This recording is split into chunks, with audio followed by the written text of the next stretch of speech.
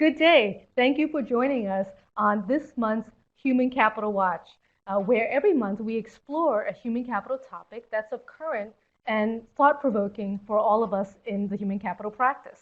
So today we have a great topic, leading in chaos, coaching practices for today's world. Many of you know that we conduct a biannual coaching study on executive coaching, benchmarking, and best practices. So I'll be sharing some of that new information from a new report with you today. And even better, I have a guest today who I will introduce in a moment, where we have a really great story that I guarantee will be thought-provoking to you as you exit this webcast. So with that, let me continue on and take care of some housekeeping items. First, what do we cover? How organizations continue to develop their coaching practices in support of leaders, especially in chaotic and complex environments. We do cover the cost and range of expenses for coaching, as many of you know our report covers. And of course, we do think about often the scaling of the coaching benefits across the organization. Those of you joining us for credits, please do type in your name in the lower right-hand corner, and you can follow the instructions for CPE, HRCI, SHRM, and CCE credits. And thank you for doing that and clicking on the box as it pops up throughout the webcast. All right. Without further ado, let me introduce myself, Amy Abel, the Human Capital Managing Director from the Conference Board. Thank you again for joining me. I'm also joined by Kevin Murray, who is the Selling and Coaching Excellence Lead for AstraZeneca Pharmaceuticals. Kevin started his career as a high school biology teacher and transitioned into the world of pharmaceutical sales with a career spanning 28 years. He has held numerous leadership roles for teams and deliverables in the clinical, business acumen, sales, coaching, and leadership development practices. Connected to his story for today, he is currently studying the strategic use of artificial intelligence in organizations as part of an MIT program to support his interest in AI, the use of AI, and coaching quality. So I'm sure that might intrigue you, and we'll dig into that conversation momentarily. But let me first announce to you that our new 2018 Coaching Executive Report will be out any day now. So you're getting the sneak preview of this biannual study that we have been conducting since 2006. As you can see, we have 118 unique companies, those that represent and do coaching work within their organizations, reply to this survey that we conducted and the results that you will see today. So the four themes that we will cover is what you see on the slides.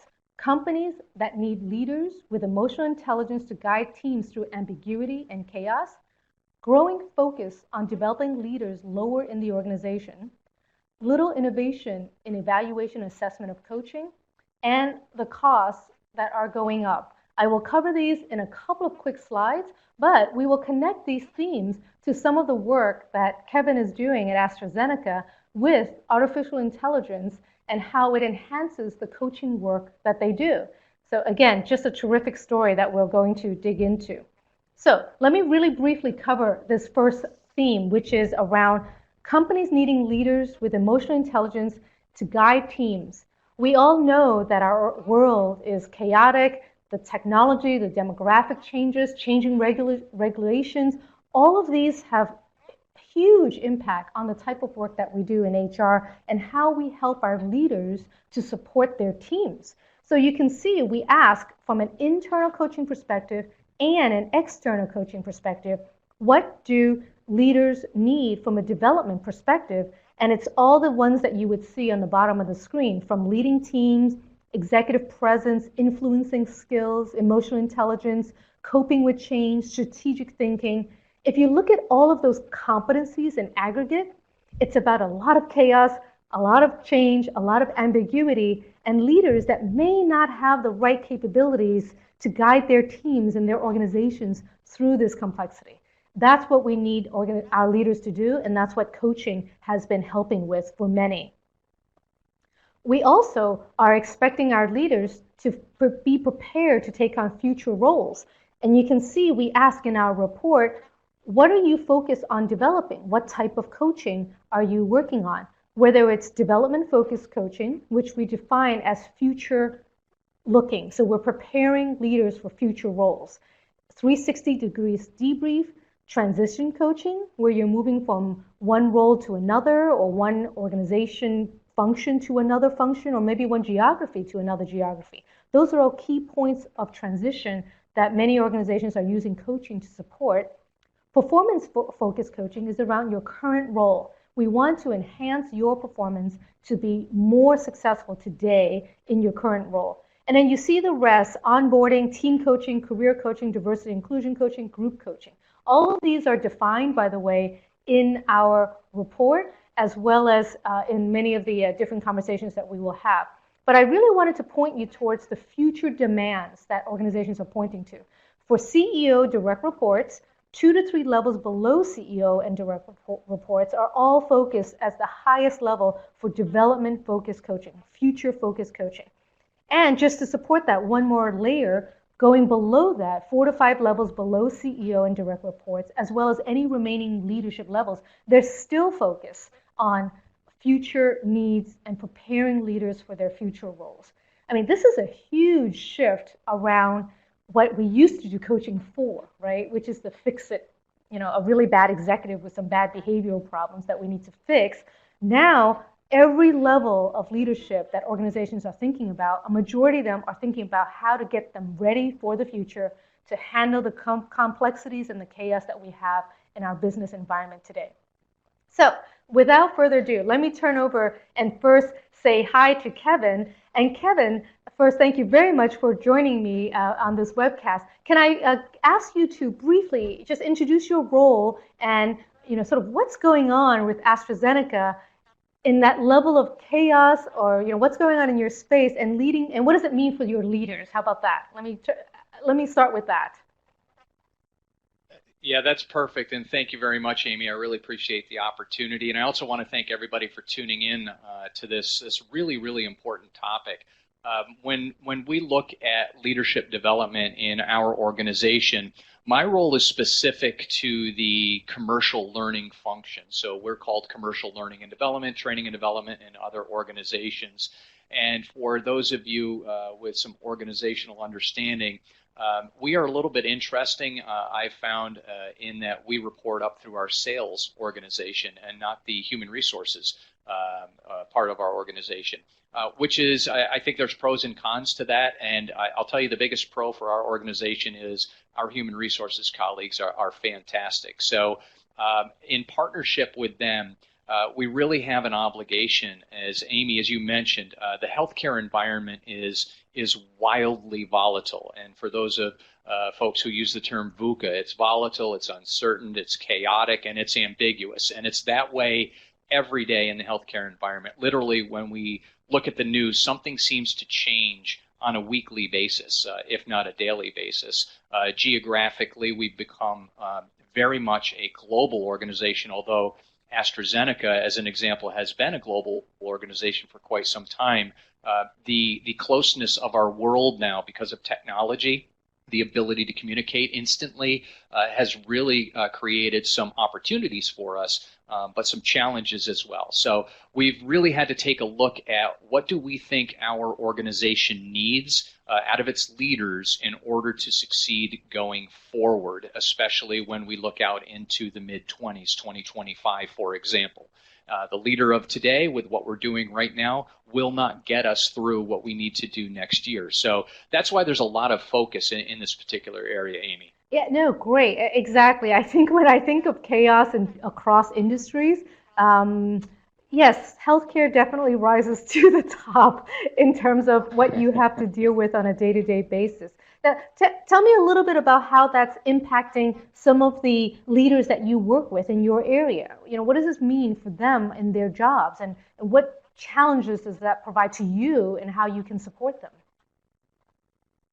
Yeah, thank you for that, Amy. The biggest challenge that we see is, first of all, in the United States, we're a large market when you consider different organizations in the same industry, but even outside the industry. Just look at how diverse our country is from the standpoint of how large we are, the different cultures that we have, different approaches, and different challenges. And in the healthcare industry specifically, when you think about the regulations that are in place, it's a very, very highly regulated industry.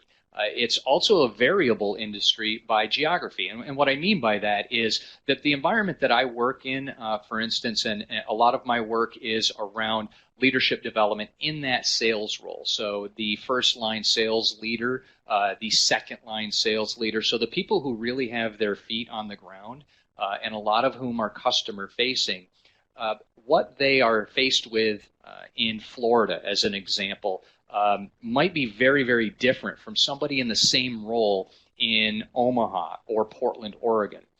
So what are those challenges that they are facing? And specific to being a leader in the field, what are they equipped, those leaders, what are they equipped with?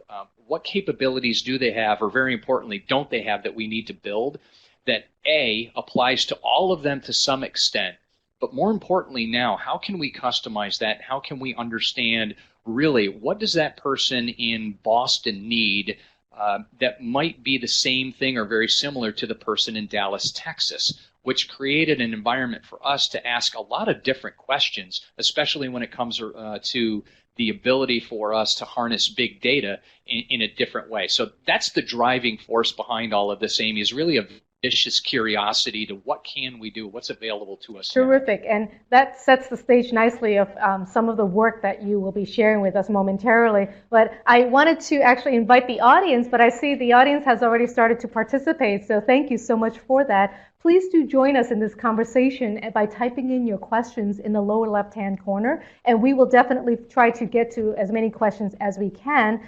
Really quickly, let me tackle two of the quick questions that came through. How is external, internal coaching similar or different to life coaching? Very broadly speaking, we would say that life coaching is done with life coaches, perhaps outside of the organization. When we refer to external and internal coaching, those are how the coaches are sourced to the leaders that we want to coach. An external coach is basically somebody you contract outside with to coach a leader. An internal coach is somebody you source inside the company. They are also an employee of the same organization that happens to be either trained or assigned or in some way as a coach, not as a mentor, not as a manager, a coach. And we do have organizations that have formal coaching roles inside the organization. So that's the difference between external and internal coaching. And then another quick question is around providing an example of development-focused coaching. And it's a great question because, as you can see on the slide, we have lots of different types of coaching that we do in our world today, in our companies today. Let me give you an example. For example, the performance-focused coaching.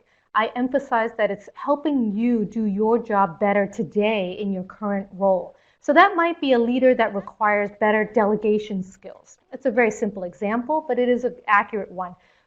Our leader currently today in their role needs to delegate better. And so we assign them a coach or give them a coach or share a coach with them to help them with that. In development-focused coaching, which is future-oriented, we know that you, as a high-potential star, will be leading this function in 3 to 5 years. We want to prepare you for that role that you will be, ready to take on in 3 to 5 years. Now we're going to assess what it is that you're not yet ready with. Do you have gaps in your competencies, in your mindsets, etc.? Where then can we provide a coach to you to help you strengthen those gaps, strengthen those weaknesses, so that when you are ready in 3 to 5 years, we'll be able to promote you into that future-focused role. So those are the primary differences. So thank you for that. We'll continue to definitely take more questions, so thank you for that. But let me dig into this story because I think you guys will really want to hear some of the great work that Kevin is doing at AstraZeneca. So let me take on the next theme of the report from 2018, growing focus on developing leaders lower in the organization. So you can see with 2 quick slides, we ask, how many organizations are expecting to rely more heavily, less heavily, or no change in their use of internal coaches. And again, internal coaches are other employees inside the organization that provide coaching services.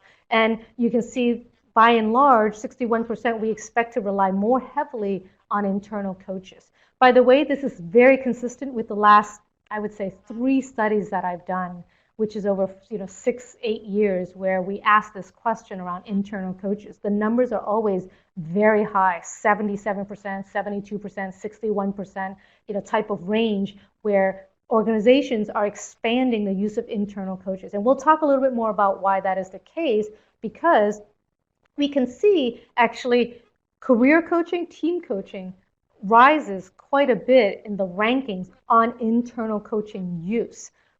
We see organizations wanting to scale the benefits of coaching and then translating that down to more leaders in the organization. It's not just for CEOs and the direct reports, but we can't source an external coach for every individual. So where do we go? We're now starting to think about the use of internal coaches. Now, by the way, this is not the only method, but this is one method many organizations have been developing. And career coaching, team coaching, performance-focused coaching, the 360, all of these coaching types have been actively deployed with internal coaches. We see some differences. For example, in external coaching, they still like to use external coaches for C-suite and maybe very top of the house, either for confidentiality reasons or sort of privacy reasons within the organization. So they may still gear towards an external coach for certain individuals or certain needs, but there are other needs, especially as you scale coaching lower in the organization, where an internal coach may be perfectly appropriate for that. So that's some of the reasons why organizations are continuing to develop and grow their internal coaching use. But also, they are looking to develop more leaders lower in the organization by integrating coaching practices into their HR and talent management processes. So things like, for example, we know of an organization that is integrating a coaching element formally into the performance review process. Right. Many organizations have integrated coaching into their leadership development programs or their high potential cohort type programs. You can see the different types of ways that organizations are integrating coaching into their talent management processes. Some organizations have a goal of wanting all their managers, frontline supervisors, managers, and senior leaders to have coaching skills and coaching capabilities. Right? That's a different mindset, and that's an interesting aspect of a culture that they want to develop, a coaching culture. So lots of different ways that we've taken on coaching in our organizations. But let me turn this conversation back to Kevin, because Kevin, tell us, now that you've described the chaos in the healthcare industry, as well as how your leaders are trying really hard to adapt, and specifically in this role, what have you been doing? And you've introduced this really unique element of artificial intelligence. Tell us the story of what you're doing, and how you're going about this, and how did it evolve in the last year or so? Yeah, thank you, Amy. And it's a really long story, and I'll try to be fairly concise with it. The first thing, what drives all of this is personal development, growth, performance, and engagement. How do we raise that for our employees across the organization? So that's my passion, and while my focus is on the sales force primarily, everything that I'm talking about here can apply to every department in any organization, and it's really a deep found belief that every employee deserves a good coach, but every employee does not have a good coach. And that's not to point a finger of blame at anyone. It's just the situation that many folks face. When we think about leaders and how they become leaders in organizations, they're promoted to a particular role based on mostly great performance in their prior role and an opportunity to stretch in this newer role. Sometimes they bring really transferable skills, but sometimes there are large gaps, especially with our newer leaders, which is why I focus a lot on our first-line sales managers, because they touch so many people. Each one of them has a team of 10, And if you multiply that by a few hundred managers, all of a sudden you're looking at several thousand individuals out there. And what we've seen when we look at what is the most important to help a person grow and perform and stay with an organization for a long period of time and develop and be engaged, it's coaching. And we've probably all heard that statistic that the number one reason people leave an organization is because of their manager. If you are an awesome coach, it is highly likely that the people that you coach and lead are more engaged and will stay with the organization. So that's a little bit of the foundational, the groundwork, if you will, and what drives the work that we're doing. Because of that, we started to ask ourselves a lot of questions, primarily around how good are we at coaching? Do we have any idea of how to measure that? How are our good performers and our great performers doing when it comes to coaching? So this led us really down a pathway to dig up some science and some research, and we wanted to take an approach that was grounded in science and not conjecture. Again, I'll reinforce with you that as part of a commercial learning and development part of the organization, I'm not insights and analytics. I am not a technical guru. I am not an artificial intelligence guy. I do not have an engineering degree, electrical, chemical, or otherwise. It's a biology and education degree. So asking those questions and then finding people and getting them to a table to discuss what might be possible was really how this all started. So a few years back, what we had done is uncovered some research that was done by several different companies that came up or discovered, identified, however you'd like to communicate it, what we refer to as a rubric. So for those of you that are not familiar with the field and how field sales folks work, typically a manager will ride with a sales representative for 1 or 2 days, and then at the end of that time, they will sit down and write what we call a field coaching report. So this is pretty common practice across a lot of industries. It's the document that the representative has that they complete together, hopefully, that represents what was accomplished during the day, where the strengths are, where the developmental areas are, and then some agreed upon action points going forward with follow-up items. So we have this library, if you will, of field coaching forms across the organization. There are actually 30,000 of these forms that are submitted just in our organization every year. There's a lot of good stuff in there, for lack of better terminology. What we were able to do was to read these field coaching forms and evaluate them against a rubric that was proven to be correlated to higher performance. And we asked ourselves, do we see that here in our organization?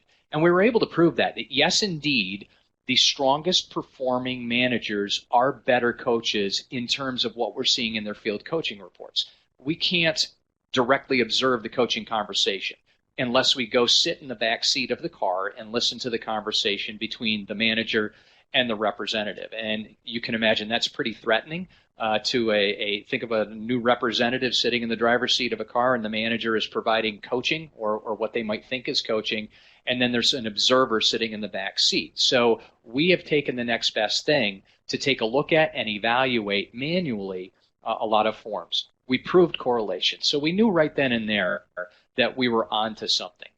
So the next question was, how can we get a bigger picture? What are we seeing insight-wise from our human analysis of these forms? And we have done what we call coaching quality white papers. We've done them 3 times. The last time we had a small team of 3 people read over 350 of these field coaching forms, which I can share with you is extremely tedious and painful work.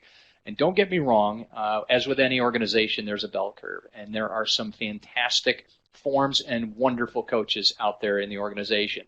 But with an organization as large as we are, there's the other end of the bell curve as well, with some things that were very interesting, and we noticed some significant gaps. And then, of course, you have the core, which is where we really would like to focus, moving that core forward. So as we looked at this data, what happened was it became an overwhelming and very challenging operation to say, hey, what are we missing here? And that's where we determined that, look, our second line leaders who are responsible for helping coach our managers, they're not able to look at everything that they want to look at. And that's where the idea for artificial intelligence came into play. So we said, can we build an artificial intelligence model that will read these field coaching forms on our behalf and evaluate them and pull out insights and potentially down the road recommendations? So a long story short, and maybe a little late for that, we did build a model. We piloted it. It worked. The conceptual, in concept, it worked. In pilot, it worked as well. And now we're off and running to launch this nationally. So, Kevin, I have to explore that a little bit further. So, when you say it worked, tell me what worked and what did you see? What were, one or two interesting insights that were revealed, and what did you do with that information? Yeah, thanks for the question, Amy, and I appreciate you jumping in as well. One of the first insights that was answered for us was this notion of how good are we and how objective are we being in our coaching conversations and how we're evaluating our sales folks. And what we saw was pretty vanilla was the answer. In other words, if you say, just take a scale of 1 to 10, for example, on how well someone is doing their job in different components. And in sales, just for simplicity, let's say opening, discussion, and closing. You get a 1 to a 10, 10 being amazing and 1 being not really good at all. What we saw virtually across the board from this work was a lack of differentiation. We saw people being scored in the middle, no matter what the coaching looked or sounded like. And what I mean by that is you could read these forms and get the sense that this person is doing a really, really good job. In some cases, they are incredible, and words like amazing and awesome are used. And then there's a middle-of-the-road score. Or you'll get the opposite, which is you need to make improvement. We've discussed this over time, et cetera, middle-of-the-road score. The other thing that we noticed and were able to take action on right away is this idea of how can I be more objective in my conversations with people. Part of coaching is having good conversations around specific actions that the coachee or client or sales representative, direct report, what are those actions that they might be able to take? Those actions were very, very poorly written in many cases. And we think about the SMART adjective, right? Specific, measurable, action-oriented, realistic, and time-bound. In a lot of cases, we weren't seeing that, which left our sales representatives, Amy, without a clear path forward, without an understanding of what I need to do to get to the next level. And they didn't have a clear understanding of where am I now. I have to know where I am now in order to know and be able to plan a path on how to get there, on how to get to that next level. So we were able to put resources out there that already existed to say, here is the roadmap, if you will, for what good looks like on the scale that we use here. Please use this in your conversations and align with your sales representatives about where they are and the specific skills that objectively support that. So we took a lot of that uncomfortableness, if I could use that word, out of the conversation, where many times, especially a new leader, will draw upon his or her own experience to help solve a challenge and start to dictate or prescribe actions, solving the problem for the client or the direct report, in this case a sales representative, which is not coaching. That's just trying to fix a problem based on your personal experience. So by taking some actions based on that and those two keys that we saw right away, Amy, that's led us to some immediate work that we were able to make some progress on. That sounds fantastic. I mean, you talk about, all of us in the coaching world are always talking about how to improve coaching, how do we improve our effectiveness, improve our impact, and using artificial intelligence as an enhancement support tool, you're able to really target what should they be doing differently, and what that you can target where they should be improving or not improving, right? In this case, you're saying instead of dictating or talking and telling, they can coach and do the things that we know they can do or want to do, but perhaps are defaulting to some other behaviors. And the data and the insights that you offer gives them a different perspective on what they can and cannot do. So it's just Terrific. And many of you may or may not have been reading a lot of the press. AI and artificial intelligence seems to be, spreading through the weeds and the vines of our society in different ways, and Yes. including in HR. But many of us, especially in the coaching world, may question, how does AR and coaching be, how can these words be used in the same sentence? And actually, they are being used in the Yes. same sentence. This is just one example with some really creative work that Kevin is doing. But different examples of AI and HR in general are exploding in different areas. So it's really interesting. Those of us that do coaching work should explore this area a little bit more in how we do things. Sorry, I'll just pause if you wanted to add to that really quickly, Kevin. We're getting a ton of questions. So Yeah, just one quick add, Amy, and I appreciate those comments because it did stimulate something in my mind, and that is that once you have an idea of how to measure objectively what you're seeing, you can do a lot of things with that. And one of our biggest curiosity points was this idea that, look, I'm one person. A second line leader is one person. How many of these forms can they possibly read? Because it's valuable, it's priority work. Our leaders have told us this, but it just does not happen because other things come into play. The urgent items knock this off the plate. Everybody would like to talk to all their people all the time, but they just can't. Things get in the way.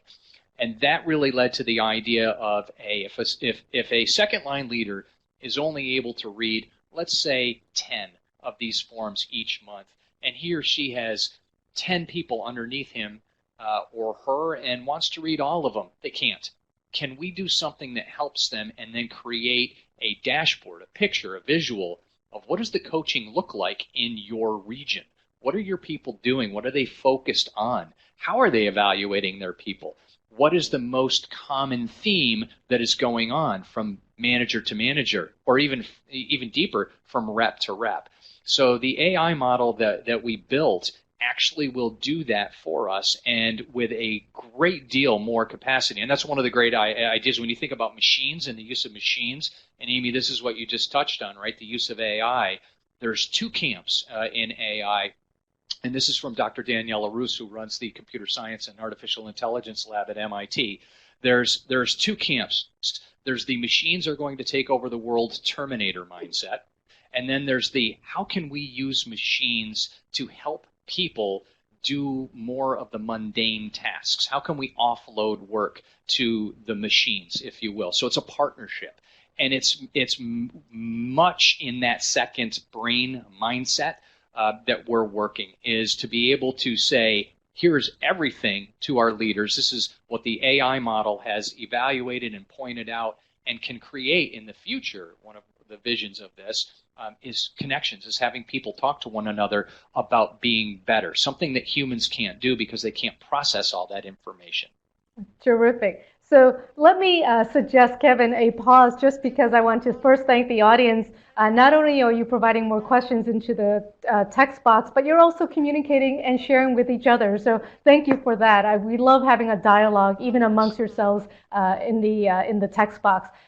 Kevin, I'm going to take, let's say, one or two quick sort of broader coaching questions, and then there are also one or two questions specifically related to the AI conversation that you started, and I'll toss that over to you in a second. So let me take, for example, is there a coaching model or framework that I recommend, or a coaching certification program that I recommend? So in general, the Conference Board, we are a objective, non-biased research think tank. We don't recommend certifications or vendors. So our apologies. We're kind of neutral to keep and maintain our objectiveness. How do you measure the effectiveness of internal coaches, or just coaching in general? So I'm going to just hold off on that question, because we're going to talk about measuring and effectiveness back with Kevin in a few minutes. And what are the challenges you have faced with changing the mindset about coaching if your organization still sees coaching as a fix-it problem?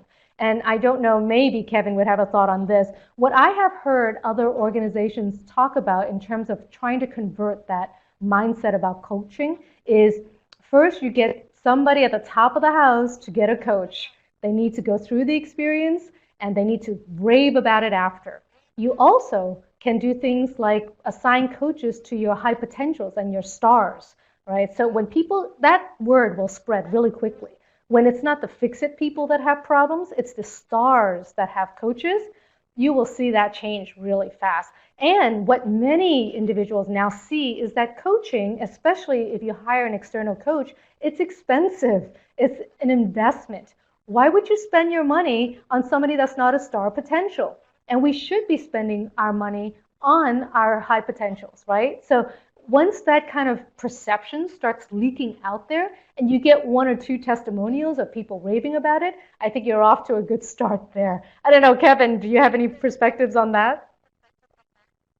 Yeah, I've got many, but in the time that we have here, I would just share a couple of thoughts. And the first thought that came to mind around the challenge of starting working on coaching and focusing on coaching, Amy, you touched on it, is the importance of coaching and the value that has been seen in getting some ambassadors or some profits out there for you on your behalf. The other important point in my experience here has been being very clear on what coaching is and what it is not. And 3.5 years ago, when I joined this team, we really did not have what I would define as a coaching culture, or I think what anyone would define as a coaching culture. We had a lot of people doing what they thought was best based on what they knew from their own personal experience. So grounding everybody on what coaching is and what it is not, and at the manager level, this was really important because you think of first-line leaders, they have about 5 different roles when it comes to interacting with their people. There's coaching, there's mentoring, there's teaching, there's feedback, and there is directing. And there is a time for each one of those. So one of the biggest skills that we had to work with our people on was, when do I use what? What is this situation? And a lot of you may be thinking, well, that's situational leadership. And it is. It does tie in very well to that. But knowing when to coach, knowing what coaching is, and then knowing when to coach versus when to do something else is really, really critical to setting the stage for a successful initiative. Perfect. That was perfect. Okay, let me turn it over to you with a couple of quick questions. It's who created the AI tool and how long did it take until it went into pilot? Obviously, you've already said that this is something you guys created internally, but how long did it take until it went into pilot? Yeah, and thanks for the question, Amy. And too, in the spirit of corporate responsibility, I can't divulge a lot here because what we have is extremely unique. It's quite innovative. But I can talk about the process and the timeline. So this took approximately from insight, when I had my insight on this, to actually creating a model and testing that model. That was about a 6-month process right there. So after that 6 months, we wanted to test drive the model in a confined environment, which is good scientific practice. So we selected a small group of sales leaders across the organization to volunteer to try this out with their people. Very open mindset, and that's something too that we're very strong on here at AstraZeneca, is having a growth mindset versus a fixed mindset. And just very quickly, I mean by growth mindset, no matter where I think I am, I understand there's room for me to get better, and I'm open to doing that. So how can I do this? And we did find leaders who were very open to that, and teams who were open to it as well. Because this then touches on A, will this work in a human environment? B, this can be threatening. We've never looked at something like this before. No one has. Casting light on the quality of coaching, that can be extremely concerning to me as a manager out in the field, as an example, because just by human nature, that puts me in a threat mode. What is this about? Why are we doing this? How is it going to help? What's it for? Will it be used for me or against me? All of these questions were something that we have laid out and moved through with our pilot team. That pilot is coming to an end very shortly, so that's about a 6 to 8 month pilot, and we're currently looking at launching this nationally, if all goes well, the end of the summer. So from insight to national rollout, if that's the end of the summer, it's pretty near a 2-year process, Amy. Terrific. Thank you. And you know what? I'm looking at the time, and let me ask the control room to bring back the slides because I want to advance to the next part of the story with you, which is around innovation, or I should say little innovation, around the evaluation and assessment of coaching. So those of you can see on the slides, in the research that I do, we continue to ask every time I do this study, how do you assess the impact of coaching?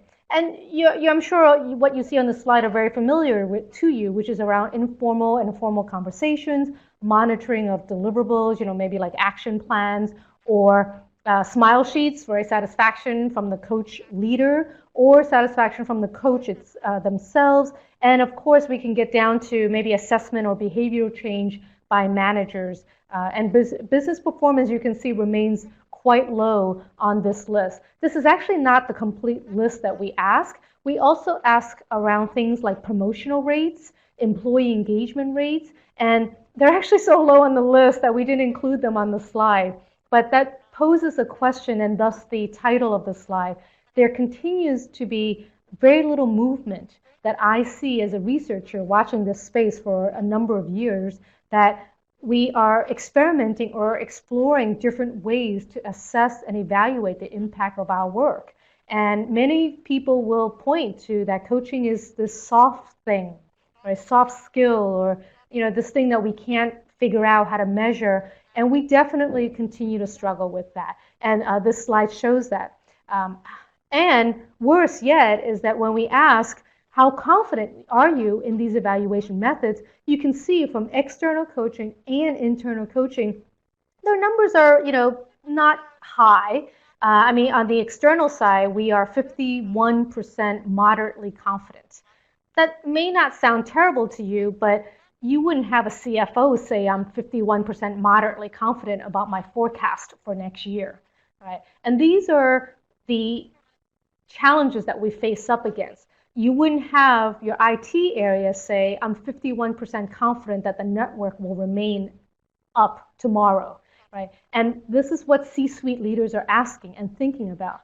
They want more measurable ways to think about how we invest in coaching and in HR in general.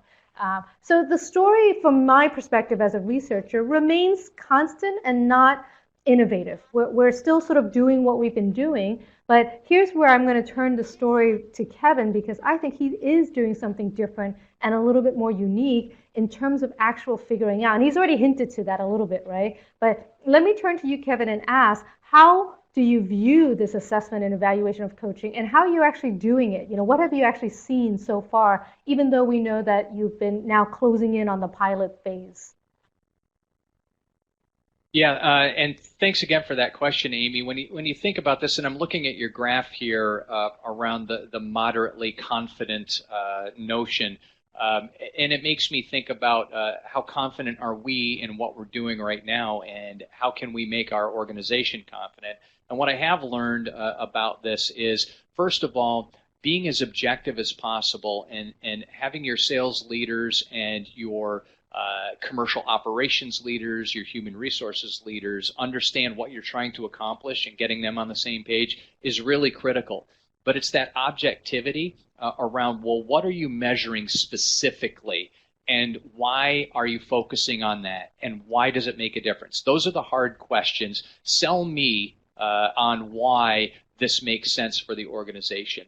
And I will tell you, I have not had to do a lot of work there, Amy, because if you go anywhere online and look at the importance of coaching, the value of coaching, the return on investment, what it does as far as an impact on people, sales goal attainment, engagement level, CEB points to 40% more engaged with folks who have a better coach, 102% sales goal attainment versus 91% with a good coach versus a not so good coach. This actually starts to sell itself if you package it the right way. With the objectivity metrics, if you will, I mentioned some external companies and I can share with them because this is all public information with you as far as the audience. These are companies like Richardson and CEB that I had mentioned before, and Echelon and Black Dot, who identified 6 key criteria to what we call a high-quality field coaching form. If a form meets all 6 of these criteria, it is more likely, it has been correlated to drive better performance than those forms that do not meet all 6 or don't meet as many as others. So to give you some quick numbers just to show you how into the weeds we got on this to help influence our leaders. For example, let's just say a form met all 6 of these criteria. That scored a 6.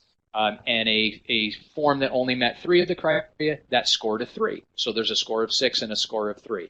What we found was that our highest performing managers in the upper right quadrant, for lack of a better term, their forms on average scored north of 4 on a consistent basis. And those people who were in the lower left quadrant scored less than 3 on a consistent basis. So that was a significant difference, and that was a piece of information that our leaders really perked up to say, hey, I think we're onto something here. I know there was an ROI question as well that I saw down in the chat bar, and I mentioned that as well, and I just wanted to mention to the team, this works from the standpoint of measurability, and while there's tons of variables, and I understand that, and being in the learning space as I have been for the past several years, you can never point your finger to one singular variable that resulted in a specific ROI, increase in sales, more units, et cetera, because it's just too complicated, especially in our environment. However, what you can do is you can speak with leaders who have embraced the work that you are working on. They have executed it. They have really passionately brought it to their teams. And I'll share a quick anecdote with you. I just had a conversation with one of our sales leaders day before yesterday, who is in what is called our President's Club Award, for lack of a better term, top 2% in the nation. And he said to me, and I quote, "Kevin, I attribute this to everything that I've done around coaching since I started the program at AstraZeneca." So that is ROI enough for me, and everyone is going to hear that across the nation. And it's just that passion and that understanding that this will work, and then people who put it into place actually see those results, then their leaders say, you know what, we're on to something. Yeah, no, terrific. And I think it's a really nice combination of success story and some metrics that you can point to, right? And that's actually where we all need to evolve to from a coaching perspective. The success stories alone are fabulous, and we need to continue to do that, but we definitely need to point to some numbers. And I even go back to one of the slides that I just mentioned. I don't even add promotional rates or employee engagement scores of teams on those slides because they're not being used by organizations. And then it continues to make me ponder, we're not looking at the employee engagement scores of the leaders that we've just spent a whole lot of money and time coaching. Why not? We're not even tracking if they're getting promoted. Why not? Believe me, I've worked in very large organizations. I understand sometimes data is hard to get. Sometimes data is hard to track. But this is the challenge, right? And Kevin talked very nicely about all the challenges that he has as well, but he's still thinking about how to measure, how to figure out the ROI, how to bring and convince senior leaders that this is working and that we should actually think a little bit more about it. So it's just a tossing out challenge to all of us in the audience, right? We do need to continue to do that. Okay, let me go back to the slides really quickly. The last theme of this research is around costs of coaching engagements. And I know many of you look into this report that I do every 2 years to look at what companies are paying and paying out for their coaching work. And so I'm going to cover these slides really quickly because I want to come back to Kevin for some final thoughts on some of the work that he continues to do. This slide shows, while not dramatic, companies are increasing their total budgets. So you can see the dark blue bars are the 2018 data, and it sort of veers up a little bit to the 200 to 500,000 category, where we've kind of shifted a little bit from the past to that current bubble or bucket, if you will. You also see a little bit of an increase in the dark blue in the 500 to 800,000 category, as well as in the $1 million category. So again, not dramatic, but we have seen bump ups in the pricing and overall spend. Now this chart is about overall spend that companies budget out for external coaching within their organizations, just to be clear. Now, however, this slide shows a little bit more of an interesting increase. This is for coaching engagements and what we spend for CEOs and direct reports. So top of the house, you can see the bar that goes up, $600 or more per hour, and that has consistently increased since 2012.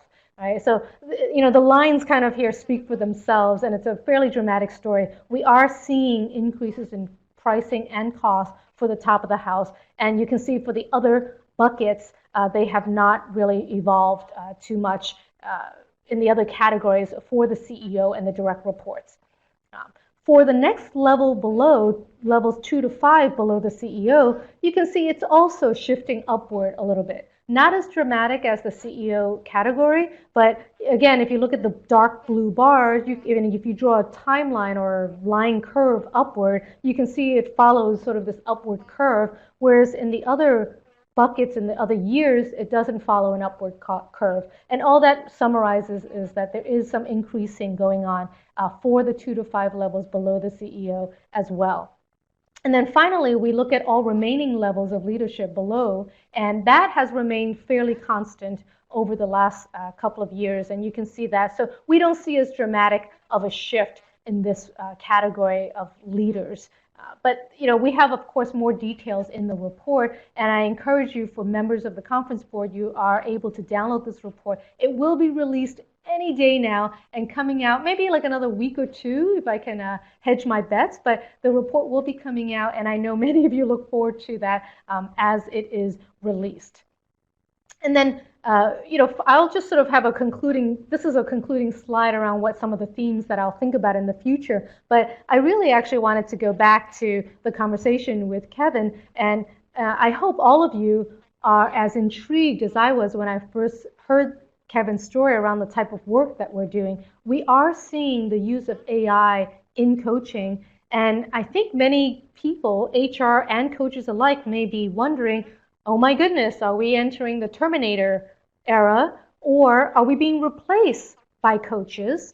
Of AI, are coaches being replaced by AI coaches, right? And all sorts of these other questions, and we see different evolution. And I would encourage all of us to participate in the evolution and not be frightened by it. And just what Kevin has done is taken on a specific group that he can target and as a pilot and experiment, and gaining a lot of traction. Really intriguing. How do we use AI to supplement what we do in the coaching work? So I guess, Kevin, maybe my last question to you is around, what would you recommend to all the HR professionals on the webcast that are thinking about their coaching work, and maybe they're thinking about, okay, if I need to explore AI a little bit more, how should they go about doing this?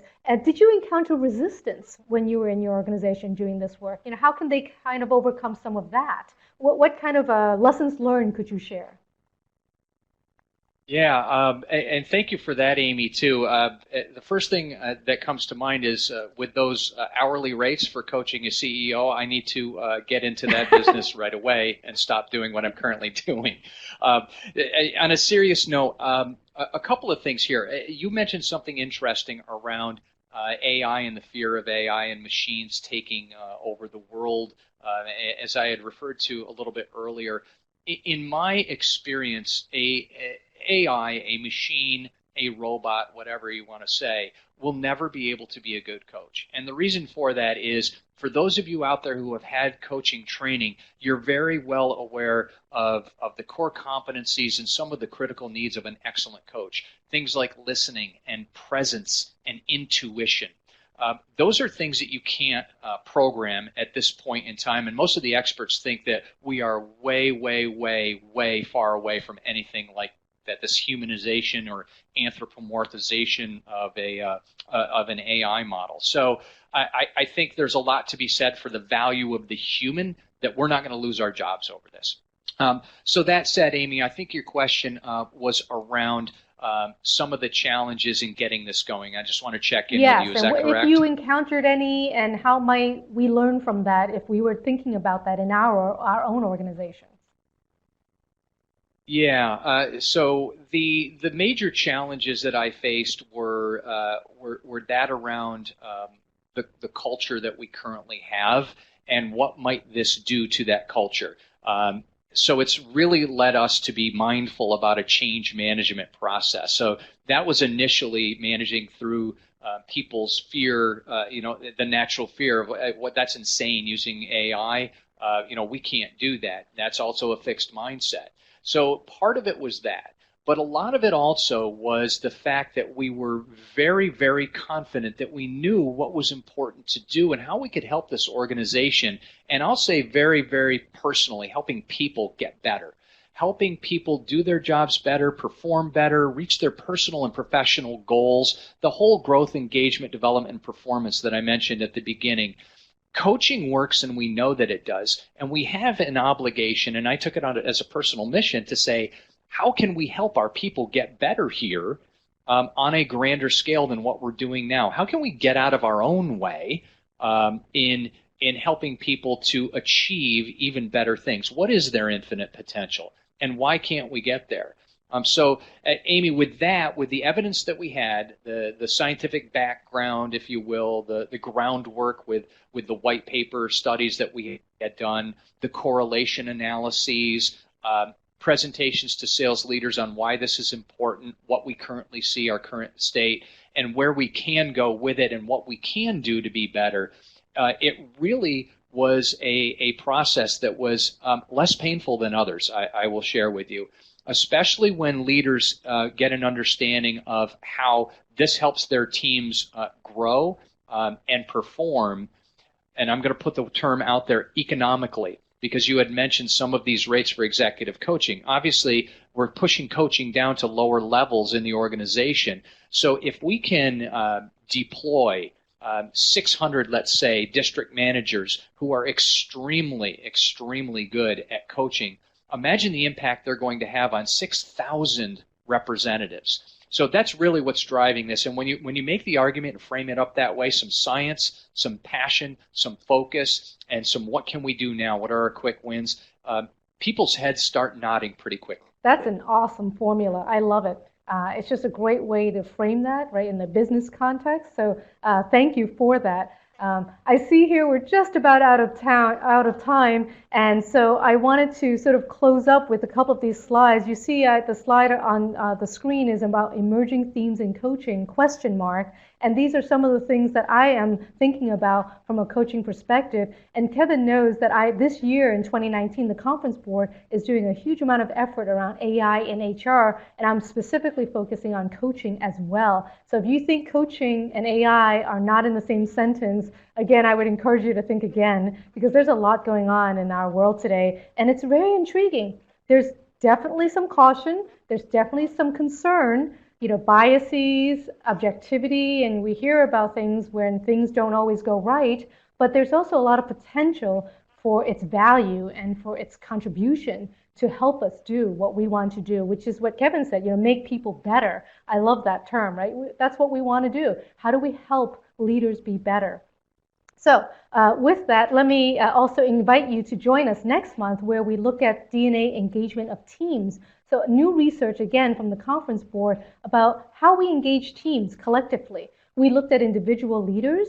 How do you have an engaging leader, and what does that mean? We also looked at organizations. So now we've taken this to the team level. What does it mean to have an engaged team, and how do you help teams get there or stay there? So do join us next month for that. And finally, if you're interested, at the end of the month, Kevin and I will both be at this executive coaching conference in New York. And so if you want to come and join us and chat more with us and what we're doing, please do join us. And you can see you get a discount with the code that you have. So Kevin, thank you so much for sharing the story. I think you've given us a lot to think about. I know you continue to challenge my thinking in this space, and I really appreciate your time and sharing the story with us on this webcast. Yeah, thank you, Amy. And it was to a all pleasure. of you in the audience, really appreciate your time as well. Thank you for joining this conversation and all your questions and your comments. Really terrific. I'm Amy Abel with the Conference Board, and I hope to see you at the next month's webcast. Thank you.